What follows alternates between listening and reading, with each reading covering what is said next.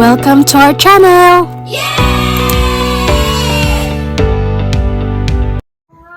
Kaden, come on. Say hello guys! We're going to our doctor's appointment today. So, Kuya Kaden. We're gonna go. Come on Kuya, let's go.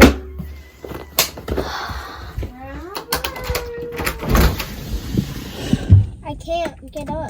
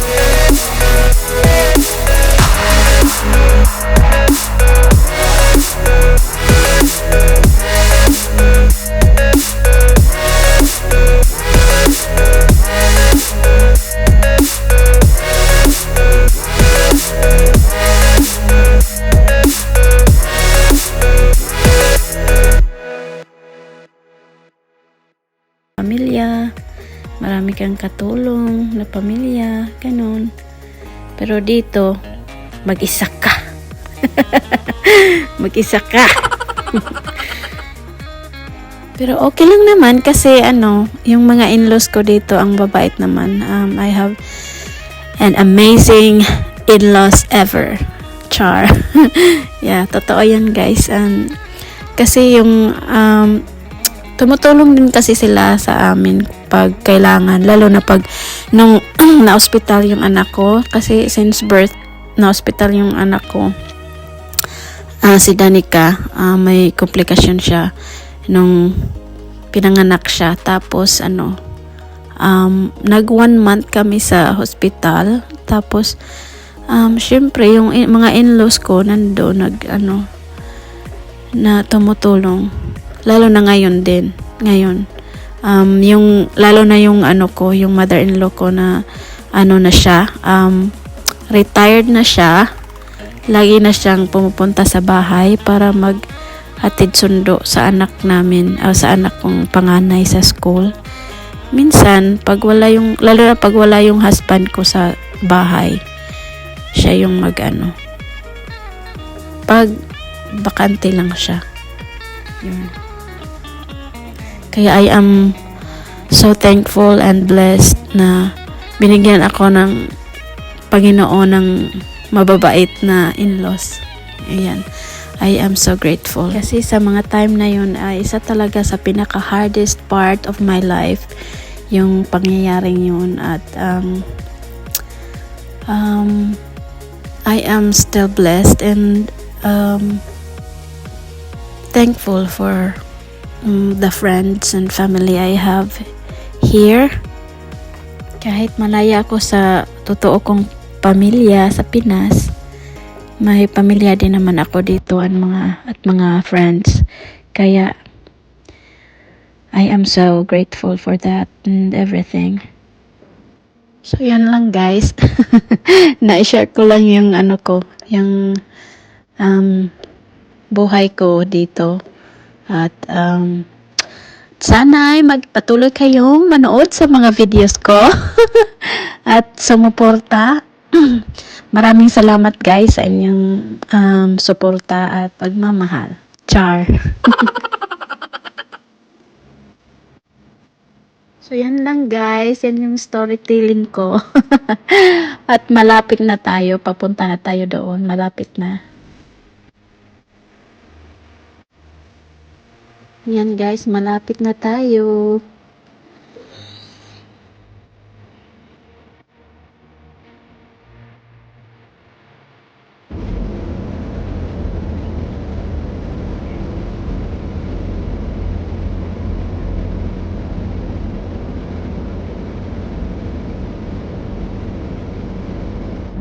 So yun guys, we are here and we have to wait in our car and we check in already and we have to wait in our car and they're just gonna call us for our turn. So we're waiting and waiting.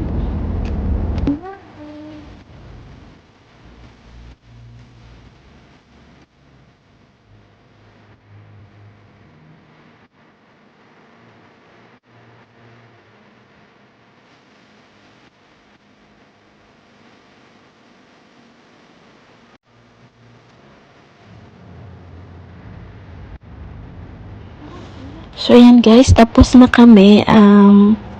Yan, pauwi na kami. Tapos hindi na ako nag-video sa loob kasi bawal. Kaya ayun, okay naman lahat.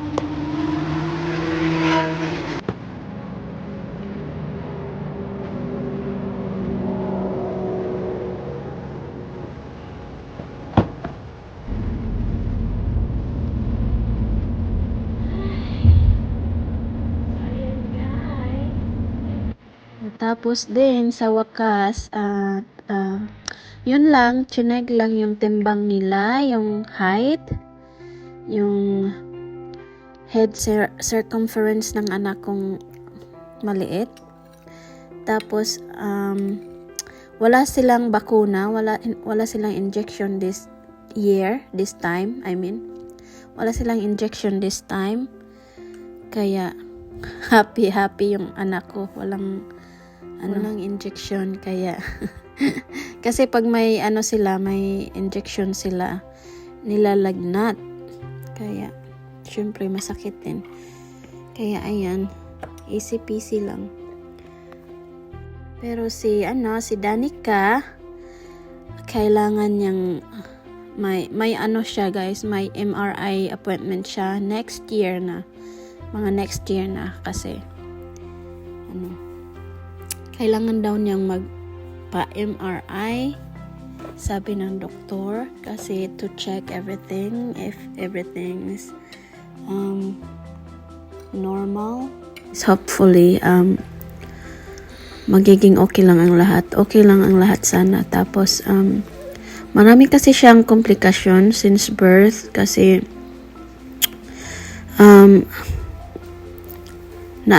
she was born blind and she was in ICU baby for a month since birth. Kaya ayun. Pero parang okay naman siya guys. Hopefully okay lang ang baby ko. Ayan guys, so isa shout out ko lang yung amazing members ng Dalay Adventures. Maraming salamat po sa mga suporta at blessings nyo na ibinahagi sa akin or sa Dalay Adventure channel. Maraming salamat sa inyo guys. At shout out kay Jongtek Review or Jongtek,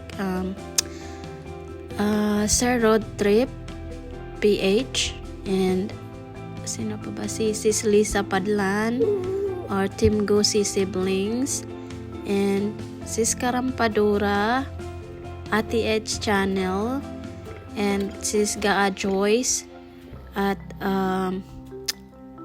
Biyaherong Guro. Maraming salamat po sa inyo talaga. At sa mga ano ko din guys, sa TNBH family. Shoutout po sa lahat ng TNBH family, viewers, likers, subscribers, and silent viewers, family and friends. Maraming salamat po talaga sa inyong lahat guys. At sana ay magpatuloy pa kayong sumuporta sa channel naming to. Sa channel kong to. Maraming salamat.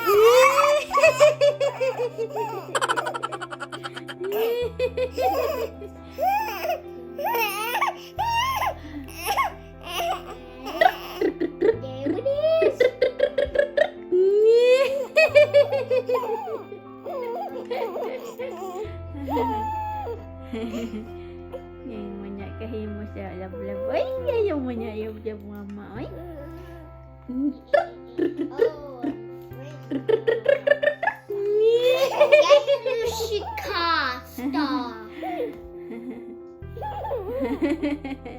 Danica's a star. No.